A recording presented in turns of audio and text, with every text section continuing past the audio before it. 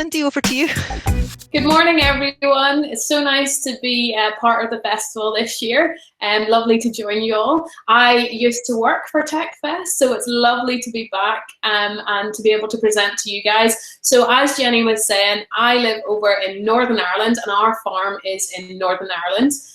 So we have got lots and lots of animals, particularly at this time of year. We've got lots and lots of baby animals for you to see because it's springtime at the farm. So I've made you guys a little video of some of the animals we've got here on the farm. Really hope you guys enjoy it. And if you do have any questions, make sure you put them in that box, and I'll try and answer them for you afterwards. And I might even be joined by one of my friends here at the farm afterwards. So over to you, Jenny, we can play the video.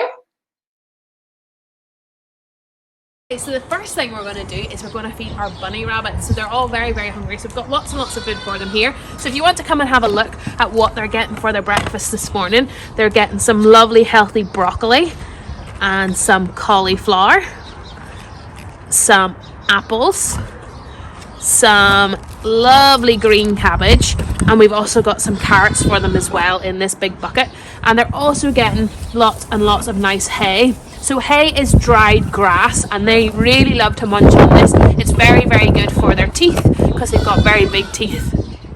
And all this nice fruit and vegetables, they've got lots and lots of nutrients and lots of healthy things in there to help the bunny rabbits with their eyesight, their coats, and to help them grow big and strong. So we're going to head in and feed the bunny rabbits now.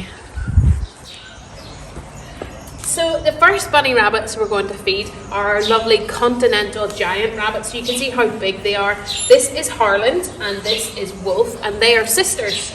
So you can see these are really, really big bunny rabbits, and they've already started to help themselves to their breakfast. So they're using their big, big teeth to chomp into this bit of broccoli. So they're really enjoying their breakfast. Now these rabbits, they have really big, strong teeth, and their teeth grow all the way through their life, and they use them to munch into hard fruits and vegetables just like this. And you can also see their big long whiskers. Can you see their whiskers there? So these big long whiskers, they help them when they're hopping around, especially at night time when it's dark, and they can feel using those whiskers. Very, very clever. And rabbits also have these big, big, big long ears. Their ears are much bigger than yours and mine. They use these big ears to hear really, really well. They can hear things that we can't hear. Their hearing is very, very good. And these big long ears, they can move them all the way around like this here, and they can locate where the noise is coming from. They've also got really, really good eyesight, and they can use that eyesight to help protect them from predators. So in the wild, bunnies like this would have predators, which are animals that would like to chase them and maybe eat them for their dinner. So in the wild, in this country, foxes would chase bunny rabbits like this. But these bunny rabbits, in the wild, they would live down in a burrow underground, and that would keep them nice and safe from the foxes. You can also see that they've got really, really big, strong back legs. See those big, big, big feet and strong back legs? So what they do is they use those big legs to hop. So they use those big long legs to help them hop and run really, really fast. They can run at about 35 miles an hour, which is very, very, very fast. So we're just going to give these girls some breakfast. So we'll give them a little mixture of things and put some in their bowl. Just like you get your cereal in the morning in a bowl. We'll put some in there for them, and they will help themselves. Now, because they're so big, these bunny rabbits, they eat quite a lot of food. So we'll make sure that they get lots of different types of food to help keep them nice and strong and healthy. These are some of our teeny tiny little babies. Now they are still in their nest, so you can see all of this hair is their mummy's hair, and she's pulled that out to make a lovely little nest for these babies. Now these little babies are only 2 weeks old, so they're hiding in their nest still. They've started to get their hair. When they were born, they were completely bald with no hair, and now they've started to grow their hair, and their eyes are starting to open, but they're still drinking milk from their mummy. Now their mummy is here. She's going to come over and give them a little feed, I think. But you can see that twitchy little nose there and the little whiskers, and then there's some in there. You can see their little ears as well. But we can't touch these bunny rabbits yet. They have to stay with their mummy, nice and safe with their mummy for a little while yet. There we go. Aren't they so gorgeous? So she's got 7 little baby bunnies in here, which is lots and lots of babies to look after, isn't it? So these are our little baby bunnies. Now these little guys, they're only 4 weeks old. They're only very, very small. Isn't he absolutely gorgeous? So he's still very, very small, but you can see he's already got his little twitchy nose and his big long ears.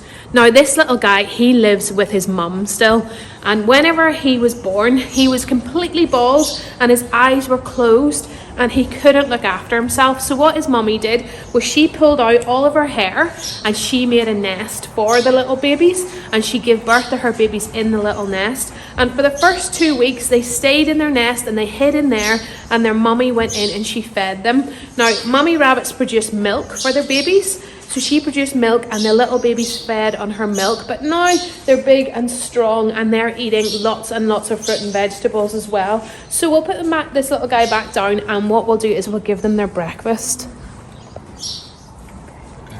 So this is Mummy Bunny, this is Daisy, and this is her baby. So you can count with me. She's had 1, 2, 3, 4, 5 little baby bunny rabbits, and as you can see, they're getting stuck into their breakfast there. They're very, very hungry. Because they're growing, they have to eat lots and lots and lots of food to help them grow big and strong.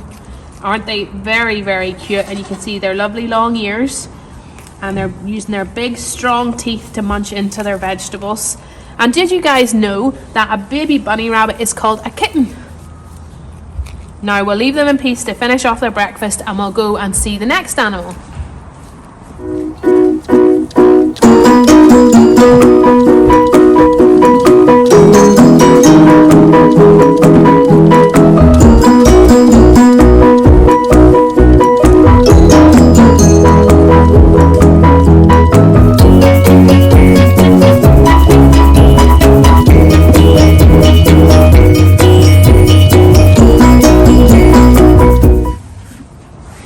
Another animal I wanted to introduce you to is our lovely guinea pigs. So this boy, he is called Yoda, and Yoda is our long-haired guinea pig. So you can see he's got lovely long hair, and he likes to eat the same thing as the bunny rabbits. So guinea pigs, they are herbivores. Just like bunny rabbits, they like to eat lots and lots and lots of very healthy fruit and vegetables. There you go. Isn't he lovely with his big long hair? Now every now and again we do have to brush Yoda's hair to keep it all nice and neat and tidy. And you can see he's got small ears compared to the bunny rabbit, but he can still hear very, very well. Alright, so the next animal that we wanted to introduce you to is our little lambs. Because it's the start of spring, lots of our mummy sheep, our ewes, they are giving birth to their little baby lambs. Now these 2 girls, they are just 1 week old now, and as you can see, they're already really big and strong. They're coming right over to see you guys, so there we go. Go back in and see your mummy. There we are. So this is Mummy, her name is Mo, and this is Maisie and Martha, her 2 little babies. So this is Maisie and this is Martha, and these 2 little lambs, they drink milk from their mummy. So their mummy produces milk for them, and they drink that until they're big enough and strong enough to eat food all by themselves. Because the weather is still a bit cold, we've got them in until they're a little bit bigger and a little bit stronger, and then they will go out with all the other ewes, all the other mummy sheep and their little baby lambs out into the fields. As you can see, they've got lovely, lovely soft wool on their back. This is just like a big warm coat that keeps them nice and cozy and warm whenever they're outside skipping around. There we are. Aren't they really, really cute? So this is lovely Tinkerbell. Now Tinkerbell is a mummy goat. She is called a nanny goat. And as you can see on top of her head, she's got some big long horns. So mummy goats and daddy goats can have horns on top of her head. Now Tinkerbell is a mummy, as I was saying. She's got a little baby. Now her little baby is called Gilbert. And Gilbert is a very, very cheeky little baby goat. So we'll just bring him over and you guys can meet little Gilbert. Gilbert! So this is baby Gilbert. This is Tinkerbell's little baby goat. Now Gilbert is about 6 weeks old now, so he's getting quite big. And do you guys know that you call a baby goat a kid? Just like you guys. So this is Gilbert, our little kid goat, and the mummy goat is called a nanny goat, and daddy goats are called billy goats, just like in the Three Billy Goats gruff. So this little guy, he is still drinking some milk from his mummy, but he has already started to eat some of the grown-up food as well. He's doing really, really well. And you can see just on top of his head, he's starting to grow horns just like his mummy. Now he is a cheeky little chap, this guy. So I'll show you some of his playful antics just in a little minute or two.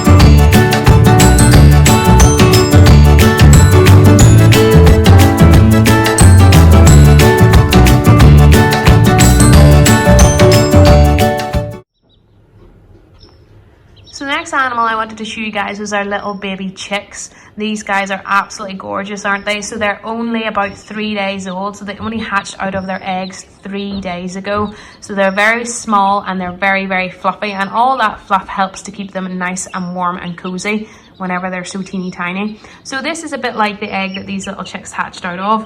And the little chicks are usually in their eggs for 3 weeks until they're ready to hatch. And what they do when they're ready to hatch is they tap on the inside of the shell all the way around, and they hatch out, and they use their legs and their bodies to wriggle out of their eggs. So these little guys were in those eggs for 3 weeks and then they hatched out. And if you can see on the end of this little chick's beak, there is a little yellow bit on the end of his beak. Now that is called his egg tooth, and he used that egg tooth to hatch out of his egg.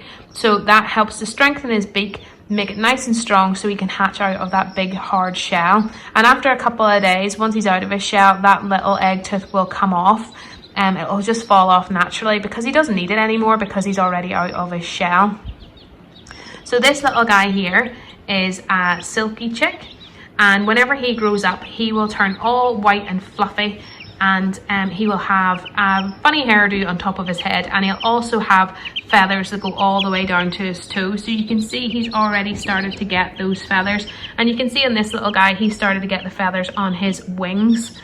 And the reason they get their feathers so quickly after hatching out of their shell is because that helps them to stay warm and helps to waterproof them, keeps them nice and cozy so they don't get too cold.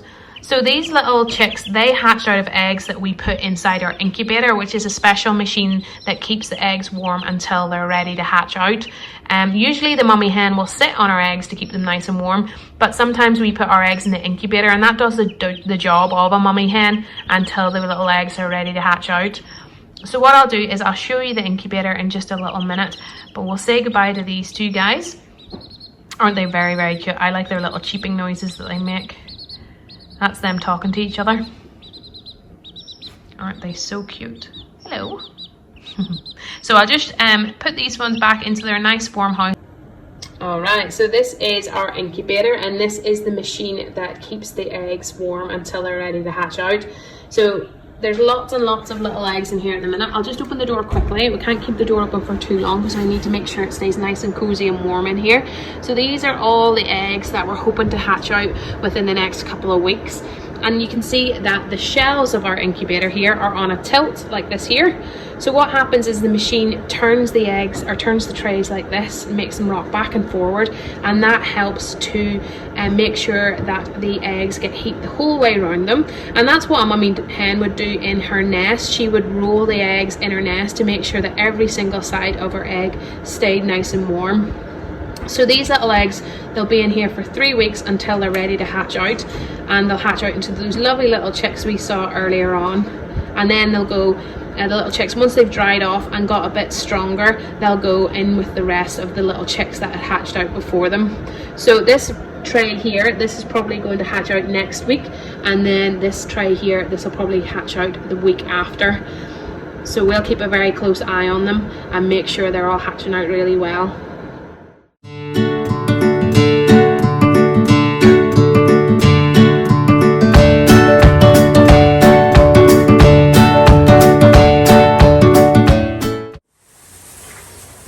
So at the minute we've also got some little baby pigs down on the farm. So our mummy pig, her name is Bertha, she gave birth to 11 piglets. So she had 11 little baby pigs.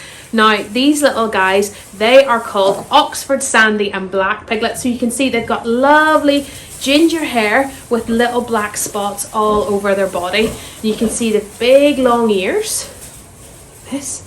Their little snouts that they use for smelling. And they've also got little curly tails as well. So they're very, very cute. They are only 5 days old, these little babies. So they still live with their mummy. And just like the little baby goat, they drink milk from their mummy. So they're still very, very small. So they're still drinking all that milk from mummy pig. So the mummy pig is called a sow. And these little babies are called piglets. So we'll introduce you to Bertha's 11 little piglets.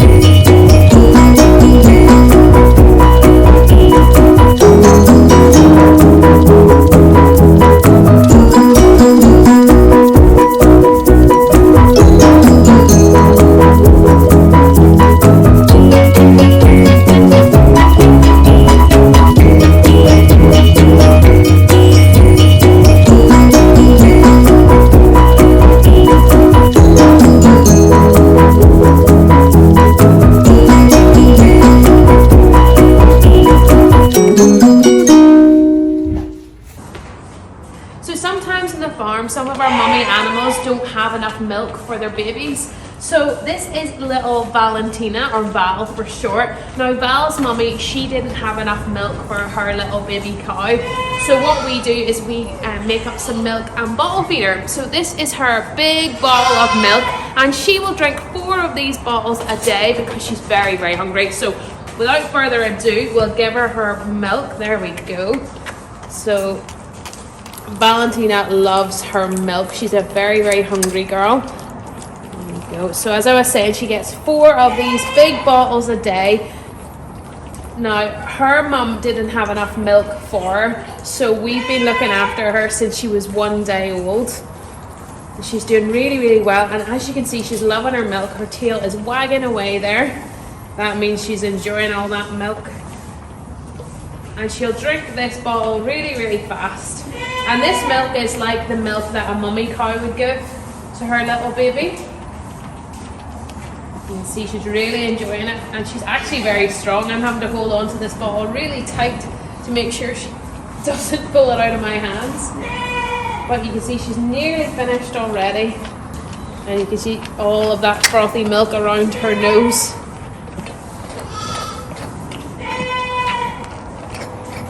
Oh, all done. That's you. All finished. Good girl. And just like our little calf, we've also got a little lamb whose mummy didn't have enough milk for her, so we are giving her some milk from a bottle.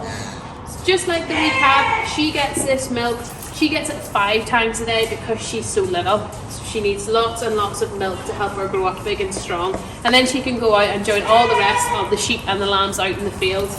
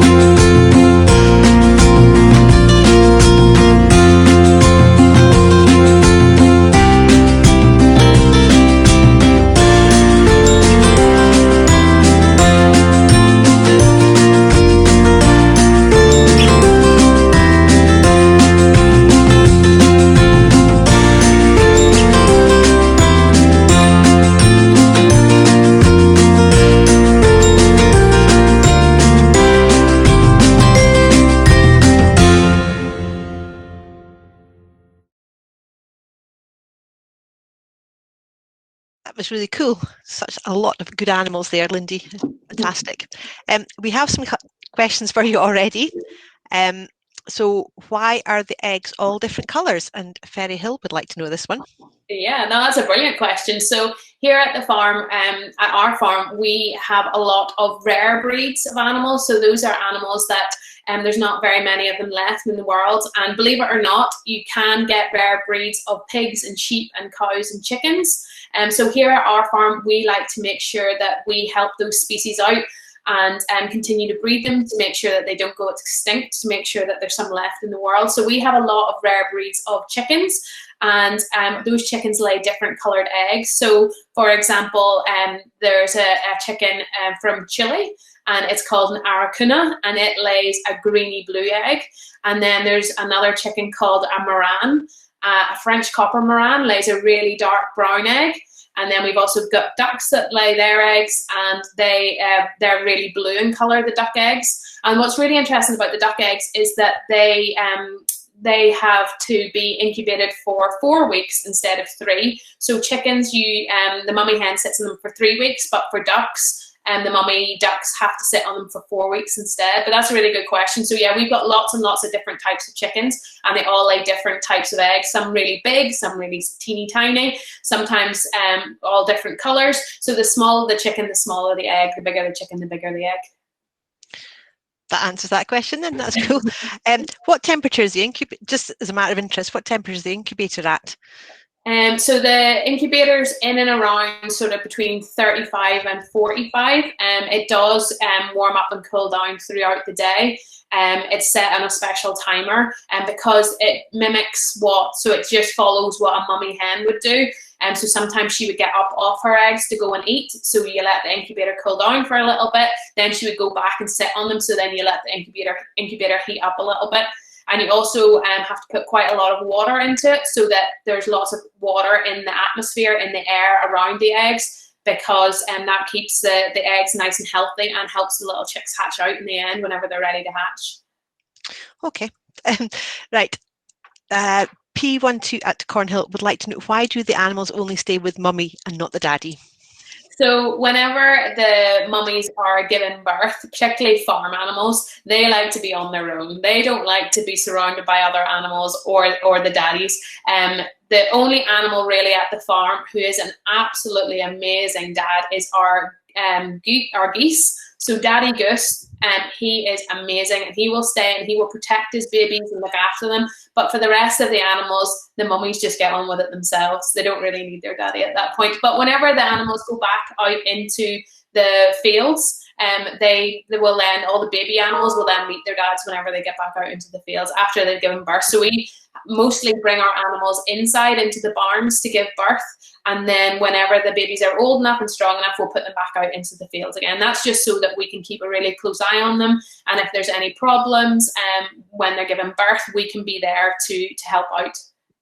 I guess as well, the mummy has the food as well, so that daddies don't. So that mummy produces the milk and daddy doesn't. So it's very important that mummy's nearby, but not daddy in the animal world really.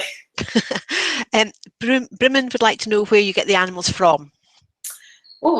So most of our animals we've had for many years, they're either been born on the farm and then we've kept them, or we'll buy them in. So there's lots of places that farmers go to get animals, like markets and other breeders. So because we like all the rare breeds of animals, we go to special sales where we can get those rare breeds of cow, sheep and pigs. But a lot of our animals we've bred here, so they've been born on the farm, and then we will keep them until they have babies themselves. Okay, so Macduff and Cults would both like to know, how many animals do you have on the farm? Oh, that is a really difficult question. So I would say at the moment we have over 600 animals on the farm. It's quite difficult because we have lots of really, really big animals like the cow, sheep and pigs, and we know how many of those we've got, but we've also got lots of insects as well. So we have what we call our creepy crawly room. So we've got giant African millipedes, we've got giant African land snails, we've got cockroaches, all that kind of thing. So it's quite hard sometimes to keep track of exactly how many animals that you've got. Yeah, I can imagine. So let me have a look. How much milk was in the bottle for the calf? So the calf gets about 2 pints of, so just over a litre, I would say, per feed. So at the moment, well, actually she's a wee bit older now because I filmed that a couple of weeks ago. So now she's on about 3 litres of milk a day. And then she's also started to eat the hard grown-up food, the meal that we give her, and she's also started to eat hay as well. So she's doing really, really well, and that's the progress we'd like to see with her, that we're easing her back on the milk, and then she's starting to eat all that grown-up food. So she's doing really, really well. She's still a cheeky monkey. Why are baby bunnies called kittens? I'm not sure. I have no idea why they'd be called kittens, just to confuse us probably. I would like them to be called bunnies because that's probably the best name for them. Sorry, I'm wrestling my guest here. He's running around my hand. But yes, I'm not sure why they're called kittens, but I think it's quite a cute name for them. Yeah, it's probably lost in the mist of time, to be honest. Yeah, that'll be a Google question somewhere, I think. Yeah, I'll have to Google that one. How can some animals have so many babies in their tummies? Oh, I know. So the pig, for example, she had lots and lots of babies, whereas a cow or a sheep will only usually have 1 or 2 babies. It just really depends on the size. So most of the time, a really big animal, like a cow, will only have 1 or 2 babies. And that's kind of all you want them to have, because they've only got enough milk for 1 or 2 babies. Whereas a mummy pig, they have lots and lots of babies because they produce lots and lots of milk, and they have lots and lots of little teats to feed their babies with. So it just really depends on the animal, but most of the time it's the bigger the animal, the less babies they have, the smaller the animal, they can have some more babies. Do you have to clean out the rabbit hutches in their houses every day? We clean out our animals every single day. So all the cows, the pigs, the sheep, everyone gets cleaned out every single day. The rabbits, they get cleaned out a little bit every day, and then once a week we give them a full clean out and give them new bedding and everything like that. But yes, the worst job on the farm is definitely in the morning at 7 o'clock in the morning, cleaning out the pigs, because they are smelly. And the Rocking Horse Nursery want to know why the rabbits eat broccoli. Oh, well, broccoli is very good for bunny rabbits. There's lots and lots of vitamins and minerals in there for the bunny rabbits. And it's also, because the stem of the broccoli is quite tough, it's really, really good for their teeth. So they use that really hard stalk to help keep their teeth down, because their teeth grow and grow and grow. And they eat hard food like broccoli stems, and that helps to make sure their teeth don't grow too long and become a problem. But they absolutely love it. I know many children don't like broccoli, but rabbits absolutely adore it. How old is Daisy the bunny? Daisy she's 5 now. So yeah, she's had a couple of litters for us in the past. So she's had a few babies for us in the past. She's an absolutely amazing mum, and she's a very friendly bunny rabbit too. She likes getting lifted and petted. Why was the mummy cow licking the calf? So that's what mummy animals do whenever they give birth. So as soon as the calves are born, they are covered in what's called amniotic fluid, which is what's inside their mummy's tummy whenever they're born. So they're absolutely covered in this fluid. So mummy cow licks all of that off, and that helps to dry the calf so that it doesn't get too cold. And it also helps the mummy cow bond with her baby. So by licking her calf and smelling it and nosing it like that, she's bonding with her calf. She's realizing, oh, this is my calf, I'm going to look after this. So it's a really, really good sign that as soon as a little calf or a sheep is born, that mummy is up licking them, because they're just forming that bond with them, and they're going to take care of them and love them. That's a nice way to do it. Yeah. Can you tell the difference between male and female chicks? And Primary 3 at Cults would like to know this one. Wow, Cults, that is a very, very good question. So it's difficult to tell. You have to wait usually until they're a bit older, until you can see the physical changes in their face and around their beak. So a male, a cockerel or a rooster, he will have what's called a comb. So it's a really big red thing on top of his head. And they also have quite a big wattle. And their wattle is what hangs down underneath their chin. So sometimes whenever they're a couple of weeks old, you can start to see that growing on the boys. So you can tell that's a boy. There is a certain way of telling when they're a couple of days old, but it involves an internal. So you have to look inside them, which is very, very tricky. And only experts can do that one. It's probably just better waiting and seeing, I suppose. Yeah. Do you have any geese on the farm? We do. So we have got, currently we've got 2 goslings, so 2 baby geese. And we've got 5 mummy geese and 1 daddy goose. And then we've also got quite a lot of wild geese. We've got a big duck pond, and the wild geese, they fly in, have their breakfast with us, maybe stay for a couple of days and then fly back out again because they know that they can get an easy meal at our farm because we put the breakfast out every morning. That's awful nice of you. Yeah, no, exactly. They know where the food is. And what we had last year, we actually got a phone call from the police, and they had found 6 wild goslings that their mummy had abandoned, and they were trying to cross a really busy road. So we went and helped them gather them up, and we've been looking after them ever since. So they live down on our duck pond as well, and they're doing amazingly well. I think that they might start to fly off, and that's what they would do naturally. They would go and find other food sources, and they would travel around a little bit. So I think they're going to start traveling off very soon, which will be sad because we raised them from whenever they were tiny babies, but it'll be good to see them. They're mature adults now, so they look really good. They're ready to go. Do you tag them then? So if they come back, you'll know that they were the ones you raised? So you can tag them. This breed of geese you normally wouldn't tag, although I would quite like to. One has already flown off, but I would quite like to tag these ones just so I can know whenever they come back to visit, my little babies. No, I'm just wondering because I know some breeds do get tagged, but I wasn't sure about wild ones. So mostly the really rare breeds of geese. These guys aren't overly rare, so but we might do it just so we can see. I think that'd be nice if they came back and visited next year. Yeah, with their babies and everything. Yeah. Why do the baby goats, the kids, like to play games? Mick Duff want to know this. So lots of baby animals like to play. They're really, really playful. Baby goats in particular, there's just something about a baby goat. They're just constantly playing and skipping and torturing their mums by jumping up on their backs, chewing their ears, trying to play with their horns. And it helps them learn.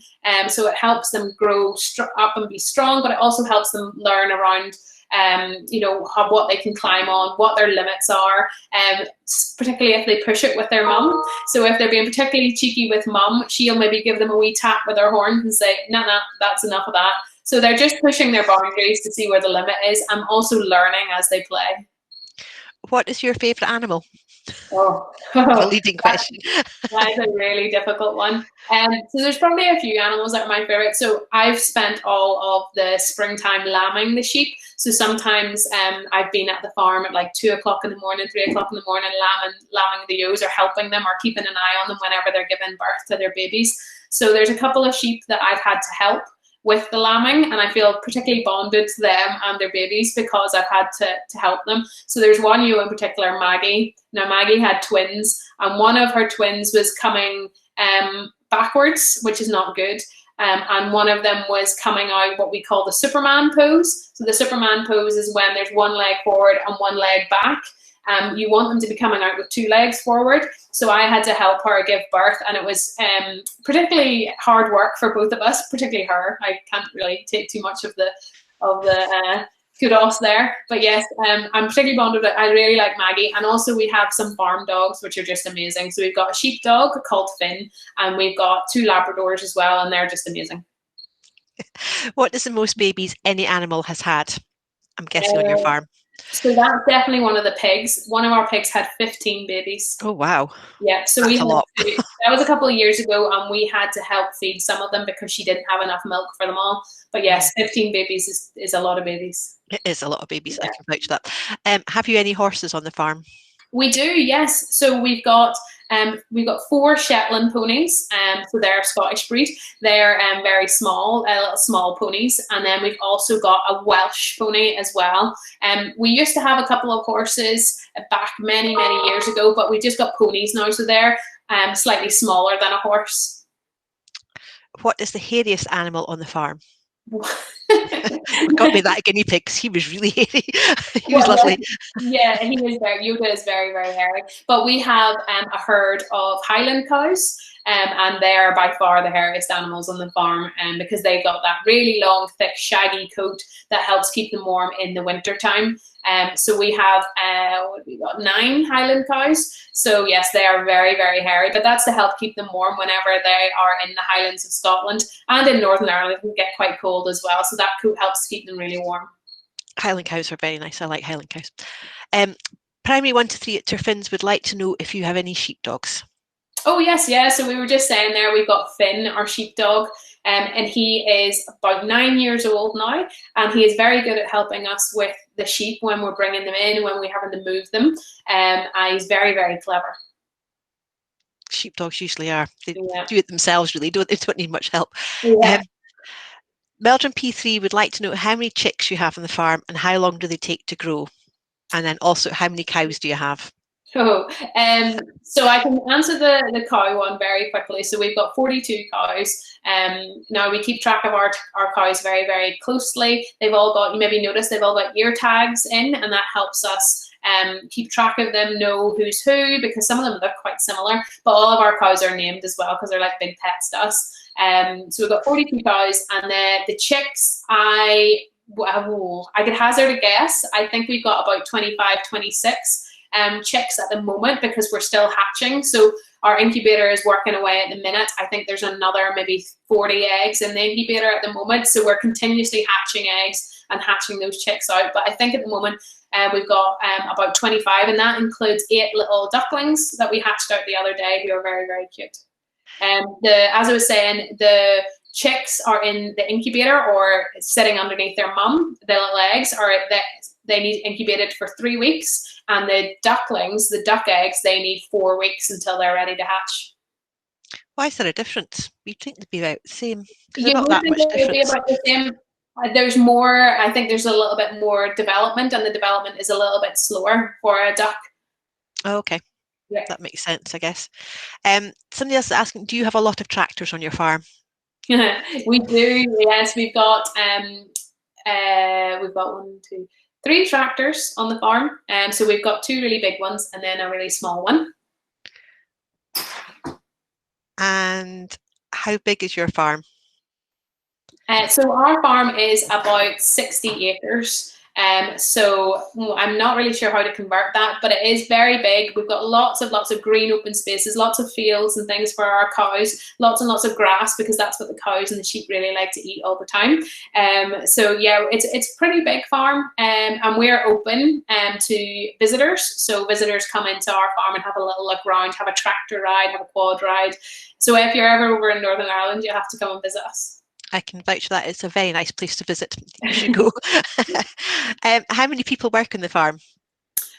So there's probably about 17 of us that work on the farm. So there's about 6 of us who we would call farmers, who do most of the work with the animals, and then everyone else helps out with us being open and doing the tractor rides and letting people meet the animals and things. And one of the animals that I wanted to show you was my little friend here. I'll bring him up to the camera. This is Mr. Snuffles. Now, Mr. Snuffles is an African pygmy hedgehog, and he is just about a year old now, so he's still quite young. So you can see his lovely spines there. So he is a little hedgehog. Usually you'd find this type of hedgehog in Africa, so he's a bit small. He'll not grow much bigger than this, and he's got lovely white spines that are really sort of dark in colour at his skin. I'm not sure if you can probably see it there. There you go. So I wanted to introduce you guys to Mr. Snuffles. He's very, very cute. There you are. So he's lived with us here for a couple of weeks now. He's just new to the farm, and he lives up to his name. He's always snuffling, using that little nose to try and find food. And if he's ever scared, he rolls up into a ball, and his spines help to protect him. He's a pretty cool little guy. Will his spines get darker as he gets older then? No, he will stay. He'll stay sort of white in colour. African pygmy hedgehogs tend to have that sort of lighter color and then darker just right in towards their skin. But yeah, he should stay this kind of color. He's very cute. What does he eat? So He likes to eat insects, so he eats like mealworms, little worms, and crickets. He also eats a little bit of cat food as well, but he also eats some fruit and vegetables. So he'll have like the odd little bit of fruit and vegetable to keep him going, but he mostly likes insects. It's very hard for him hard to get him to eat his vegetables. He'd prefer a little worm instead. He's very cute. Yeah. Somebody else is asking, what is the oldest animal on the farm? So we've got a donkey called Valerie, and Valerie is about 43 years old now, and that's very, very old for a donkey, but she's doing amazingly well. She's very, very healthy. She's got some really, really close friends at the farm. She's got another couple of donkey and pony friends that she likes to hang around with, but yeah, she's our oldest animal on the farm. Okay, I think, how many pigs do you have? Have I asked that one already? No, I don't think we've had pigs yet. So we've got 6 pigs, and then we've got all those little baby piglets at the minute as well. Do you sell them on to other farmers who do rare breeds then? Yeah. Yeah, so most of the piglets will go on to other farmers who will use them for breeding because they're the Oxford Sandy and Black pigs, and they are the rarer type of pig. How long do pigs live for? So pigs can live sort of 8 to 10 years. They can live for quite a long time. Quite a long. Yeah, some breeds can live for much longer. It kind of depends on the size. Okay, I think actually I've run out of questions. Can you believe that? Yeah. That was really good. Yeah, lots of really good questions. Some really good ones there. I'll have to get Mr. Snuffles his breakfast now. He is very cute, I have to say. He's lovely, isn't he?